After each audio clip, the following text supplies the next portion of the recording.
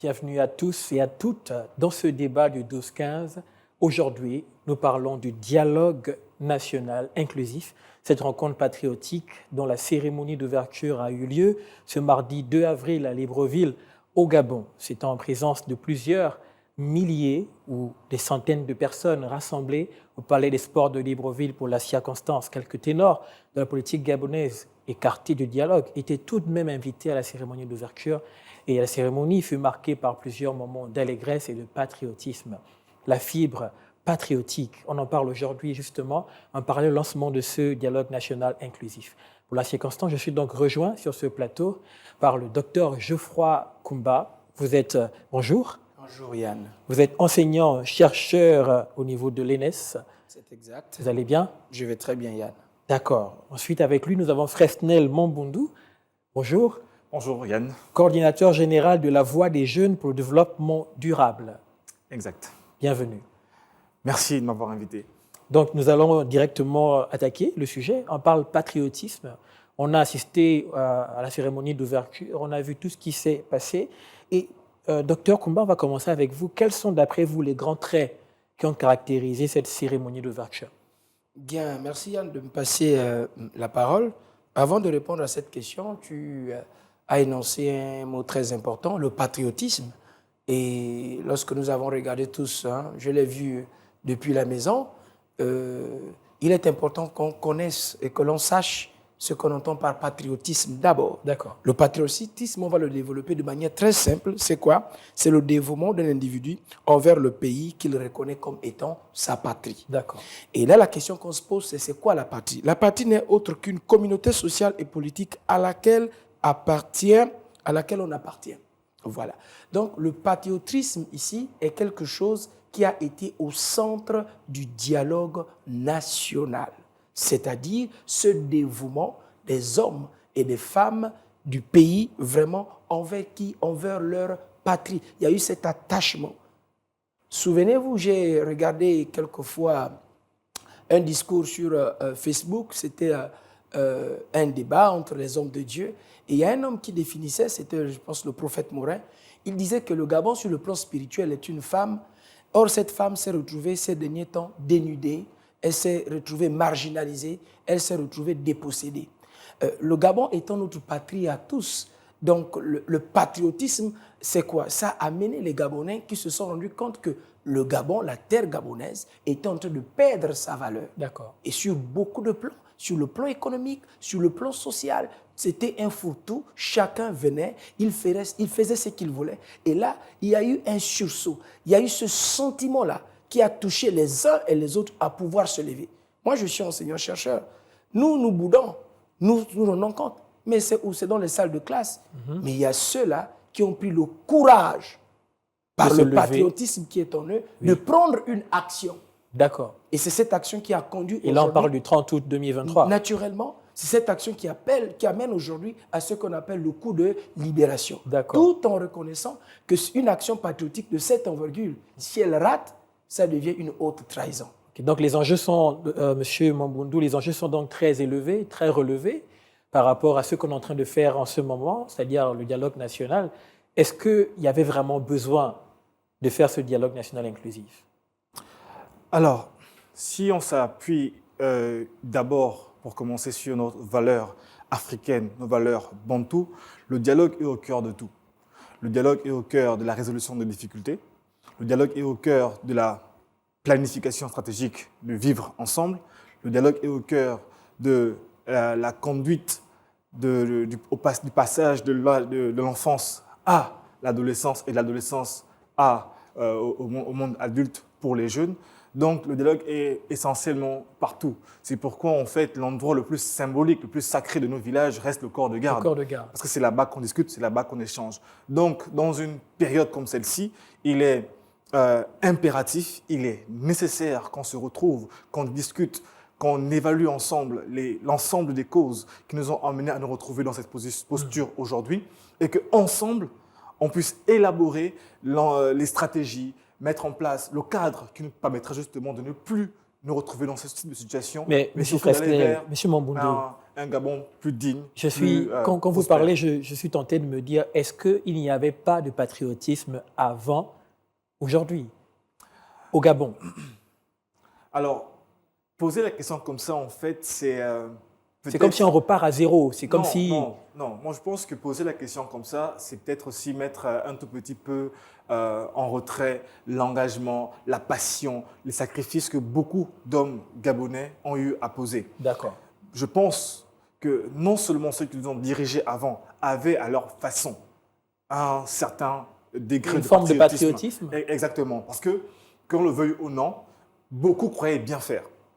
Tout comme ceux qui étaient opposés à eux. On parle de gabegie financière, on parle de placement à l'étranger, on parle de détournement de fonds. Est-ce que c'est patriotique pour ceux qui ont été là avant? Moi, je pense que l'ensemble des mots que vous êtes en train, monsieur Yann et monsieur Limanga, d'énoncer, en fait, ont conduit à la situation, n'est-ce pas? Mais ça n'empêche qu'on doit quand même reconnaître que certaines choses avaient été faites, bien faites, mal faites, moyennement faites. On doit reconnaître que ceux qui ont géré avaient à leur niveau une forme de patriotisme qui a été opposée à ceux qui ont combattu durant toutes ces années.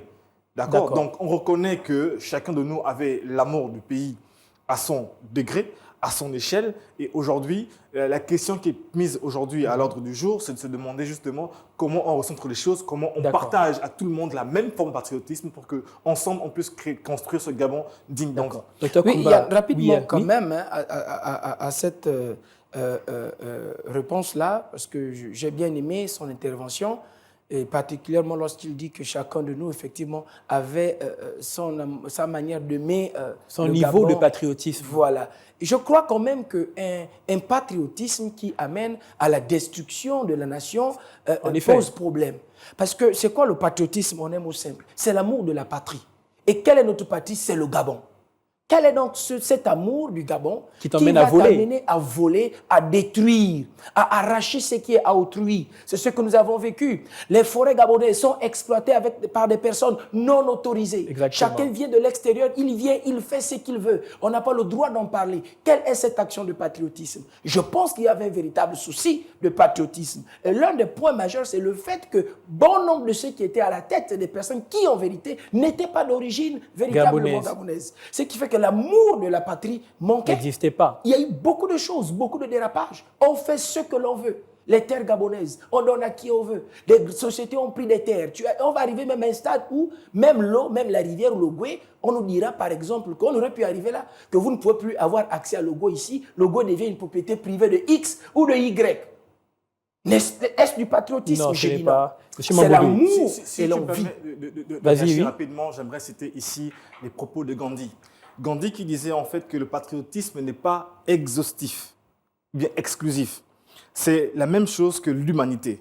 Je suis patriote parce que je suis humain. D'accord? Parce que je suis homme. D'accord. Donc, en ces termes-là, on doit comprendre que si je suis patriote, c'est moi, ma réaction, c'est moi, mon attachement envers ma patrie.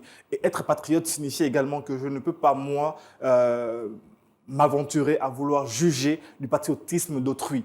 D'accord? Donc si je vous écoute bien, il semble que pour vous, il n'aurait pas fallu donc peut-être tenir rigueur à ce qui a été fait pour moi, par certains avant. Le patriotisme reste de l'ordre de l'individuel. Chacun de nous est responsable. Mais à quoi sert la justice alors? À quoi sert la justice et le tribunal et toutes ces choses? Justement, la justice a ce rôle-là de pouvoir justement recadrer lorsque quelqu'un a des actions diverses. Et justement, je pense que si on est arrivé à de tels extrêmes dans le passé, c'est parce que la justice n'a pas joué son rôle. Et dans un État qui se veut patriote, les hommes de justice auraient dû aussi eux être à leur niveau patriotes. Donc chacun de nous en fait évalue, mesure son patriotisme à sa propre échelle. Et cela signifie respecter la définition que l'autre a du patriotisme. Cela signifie rester dans son propre engagement, avec ses propres valeurs, les valeurs de la République, les respecter, les défendre, la culture. Et c'est ça, en fait, qui peut définir aujourd'hui le patriotisme citoyen global. Yann, moi, je pense que la patrie, c'est le Gabon. Et on parle du Gabon, en effet. Naturellement. Je crois véritablement que on parle de l'amour du Gabon. Il y en a ceux qui sont du Gabon, qui sont dans un endroit, qui n'aiment pas cet endroit. et qu'on n'aime pas cet endroit, on ne se dévoue pas. Il y a des Gabonais qui aiment le Gabon. Vous pensez que parmi ceux qui ont ils se dirigé, dévouent. certains... Or, il y en a qui sont du Gabon, mais qui n'aiment pas le Gabon. La preuve, c'est que la plus grande partie des investissements est à l'extérieur. Il n'y a rien. Mais qu'est-ce qui dit que là, ceux qui sont là au dialogue national présentement feront mieux? Qu'est-ce qui garantit qu'ils seront plus patriotes que ceux qui l'ont été avant? Je prends un simple exemple qui va justifier tout. Je disais tantôt de jeu. Une action de patriotisme, une action patriotique de l'envergure que la junte militaire, par le canal du président de la transition, Brice Kotter Oligui, a menée. Si cette action patriotique ne marchait pas, ce ne serait plus appelé action patriotique. Ce serait ce que j'ai dit tout à l'heure, quoi, une haute trahison. En effet. Ça voudrait dire que nous avons en face de nous des Gabonais qui ont pris l'engagement de mettre au péril leur vie pour la patrie. Des gens capables de mourir pour la patrie. Si ça ratait, aujourd'hui, on ne sait pas ce qu'on en parlerait. C'est pour dire que ce sont des hommes vraiment patriotiques. Et nous l'avons vu tout à l'heure dans ce dialogue-là, lorsque le président de la transition a failli fondre en larmes. Mais qu'est-ce qui l'a mené à pleurer? En effet, justement, nous aurons quelques images qui vont, pendant que vous parlez, on aura quelques images qui vont défiler justement du discours du président. Continuez. Qu'est-ce qui l'a mené à... Vous voyez ce sentiment? Les larmes ont pratiquement fondu. Nous sommes des... on voit, on a vu que là, c'est ça l'amour. C'était l'élan patriotique. C'est l'élan patriotique de se dire, enfin, nous y arrivons. Parce que ce n'était pas facile. Après ce qui s'est passé, il y a eu beaucoup de contre-forces. La grande question, c'était de se dire, nous avons déjà fait cela. Est-ce que nous allons y arriver? Est-ce que nous serions capables? Et la gloire de cela s'est manifestée. Le président de la Centrafrique l'a souligné lorsqu'il était arrivé pour les premières sessions de travail. Il s'est rendu compte que véritablement, tous les Gabonais étaient soucieux d'un mouvement démocratique et d'un état de loi véritable. Justement. Et c'est ce qui a donné la force, n'est-ce pas, au mouvement. Ça veut dire que c'est un mouvement soutenu. Oui, oui. Les Gabonais de cœur se sont levés derrière les éléments de la transition. Et en parlant de la cérémonie, nous avons tous écouté, M. Mamboundou, les propos du président de la transition, ceux de l'évêque de Libreville. On a aussi écouté le président Archange, Faustin Archange Touadéra. Le champ lexical de ces différents discours, c'était l'amour, la paix, le dialogue. Est-ce qu'on peut dire que le Gabon a pris un nouvel élan sur le plan justement de ces termes, la paix, l'amour, le dialogue? Je pense que le Gabon a toujours été un pays de paix, a toujours été un pays d'amour, et peut-être même un peu trop. C'est dans une forme, ce qui nous a conduit... Comparé à d'autres peut-être? Je pense que dans notre ADN, on est un peu plus de paix. Est-ce que la paix signifie se laisser marcher dessus? On fait allusion au docteur Comba qui disait qu'il y a certains qui viennent et qui profitent peut-être d'une certaine faiblesse pour essayer de... Vous voyez? Je suis en train justement d'analyser avec vous les propos du président et les propos du président du dialogue. D'accord. Et si on revient encore sur ce mot paix, il faut reconnaître déjà qu'il est déjà en nous. La question qui se pose aujourd'hui, c'est comment on l'exprime, c'est comment on le défend, c'est comment on arrive ici à vivre au quotidien cette paix. D'accord? Et c'est cette interpellation-là, en fait, qui moi, m'a le plus touché dans ces différents discours. C'est-à-dire qu'il ne s'agit pas juste de dire que je suis Gabonais, on aime la paix, on est pour la paix. Il s'agit de vivre cette paix. Cette paix est davantage vécue lorsque on va au dialogue national, on va porter une voix avec conviction, avec fermeté, pour le Gabon, pour les Gabonais, pour notre communauté. Donc je pense que cet amour, cette paix dont il est question ici, doit davantage être exprimé par nos actions, doit davantage être exprimé par notre prise de position, par nos convictions. Et c'est de ça dont il est question ici. D'accord. Moi, je pense que la véritable paix et l'amour dont vous parlez, c'est bien maintenant que cela va commencer. C'est maintenant que cela va commencer. Parce que l'amour, nous... Même quand nous parcourons un peu la Bible nous a enseigné ce qu'est l'amour. Et nous vivons avec nos femmes, nous avons appris ce qu'est l'amour. Nous vivons avec nos enfants, nous savons ce qu'est l'amour. L'amour qui amène à détruire les autres, je me pose question. L'amour qui amène à voler les autres, je pose la question. L'amour qui amène à s'accaparer de ce qui a autrui, je vais bien remettre en question ce type d'amour-là. Nous savons bien qu'effectivement, le Gabon a été un pays de paix pendant un moment. Mais depuis la cession, effectivement, du pouvoir qui a été renversé, le peuple gabonais a manqué de paix. Parce que l'une des raisons pour laquelle il y a dialogue national, ça veut dire qu'il y a problème. La présence de la paix ne signifie pas nécessairement l'absence de la guerre. La guerre n'est pas obligatoirement celle dans laquelle on utilise les armes de feu. Nous avons la guerre physique, la guerre émotionnelle, hein, la guerre spirituelle. Le Gabon a de gros problèmes. Avait des gros problèmes. M. Mambounou veut réagir? Oui, je veux totalement réagir et je voudrais dire à mon très cher grand frère, le docteur, qu'on ne peut pas laisser dire sur ce plateau en fait que la mort va commencer aujourd'hui. Je pense que si le 30 août, si le 26 août au soir, tous les Gabonais, et non tous les bureaux de vote, c'était par amour.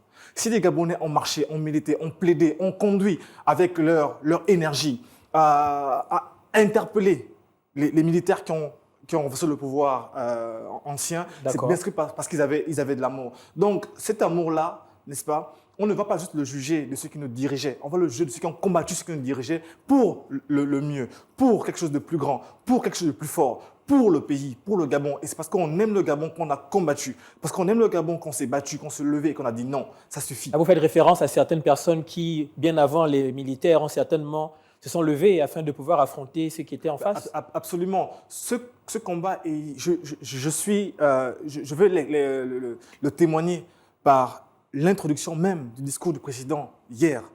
Il a commencé par demander 1 minute de silence en hommage à toutes ces personnes qui ont combattu pour 2016, le Gabon. Et c'était par amour, c'était pour la paix. En 93. Mais je suis d'accord, parce que moi, à un moment donné, je ne comprends pas véritablement. Il dit bien, et j'aime bien ce propos, il dit que ce que nous avons vu pour les élections, tout le monde s'est levé, c'est par amour. On s'est levé, nous sommes allés voter par amour. Mais par amour pour qui? Pour la patrie. Pour la patrie. Et le vote que nous avons eu, c'était une sanction. Parce que celui qui a été voté n'a pas été voté parce que beaucoup voulaient le voter, mais c'est parce qu'il fallait qu'on sanctionne ce pouvoir qui n'était pas le reflet ni de la paix, ni de l'amour, ni de la convivialité. Le Gabon était en arrivé là. La tête était pourrie, le pays vendu. Les Gabonais n'avaient plus d'affirmation sur leur propre terre.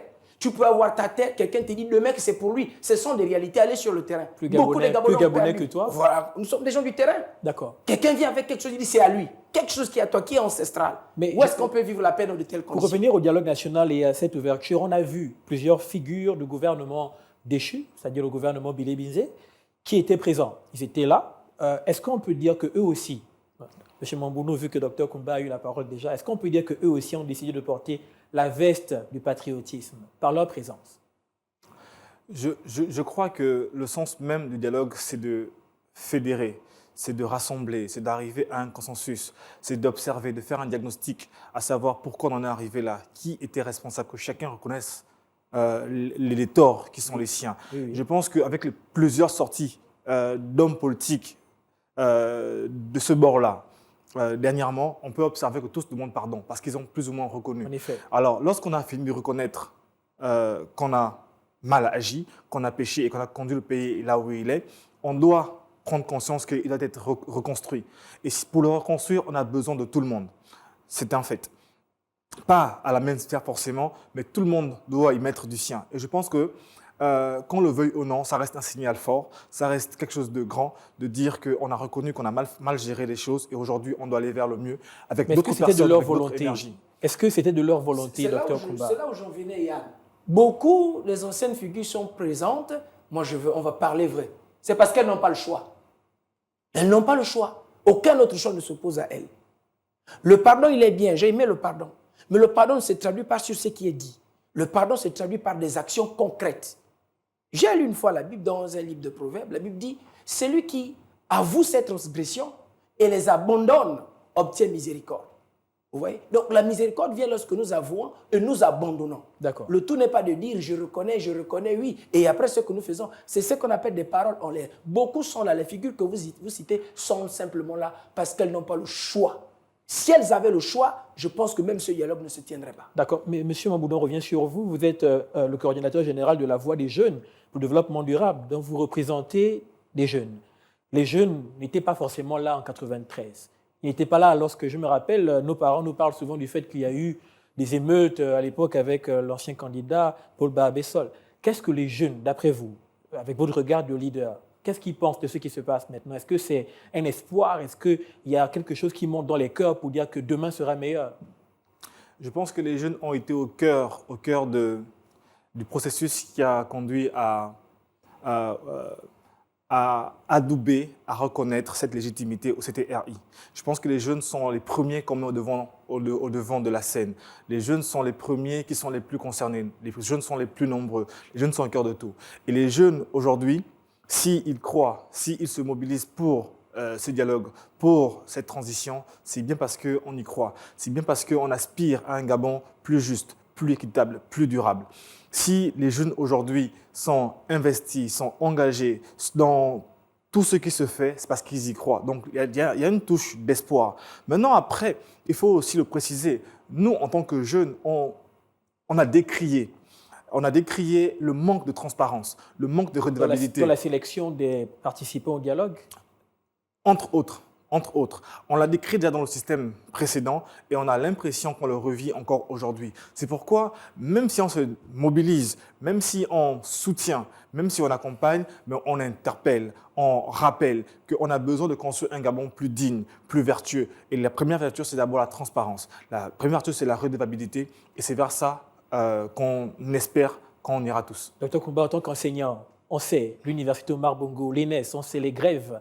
On a vécu ces grèves avec ennemis au niveau de l'université Omar Bongo. Est-ce que, au niveau de votre, on va dire, de votre représentation, est-ce que vous sentez que les choses iront mieux, potentiellement? Naturellement, les choses sont en train d'aller, de prendre bon cours et bon vent. Et pour revenir sur les jeunes, il faudrait que nous comprenions que si les jeunes sont impliqués déjà aujourd'hui, c'est parce qu'une porte leur a été ouverte. Et c'est ça le signe même de la considération commune. Et c'est ce qui fait la grandeur exclusive, sinon inclusive, de ce dialogue-là. C'est un signal fort. Il y a 5 ans, 10 ans derrière, les jeunes étaient sans voix.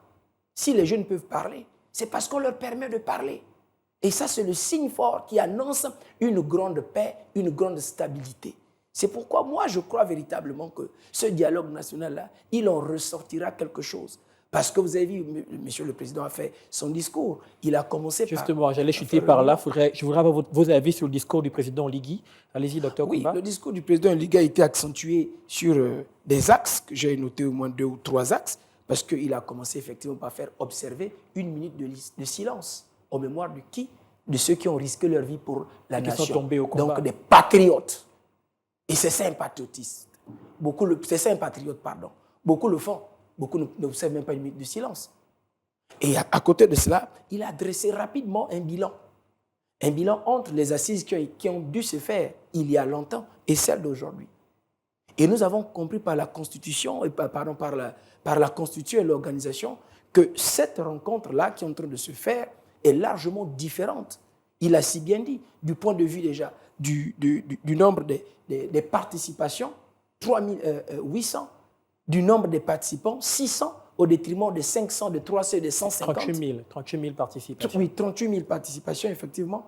Les participants, 600, au détriment des 300, des 250 et des 150 précédents. D'accord. Et aussi la capacité à avoir au milieu de nous un regard extérieur. Et ça, j'ai aimé. Le regard extérieur a été représenté par qui?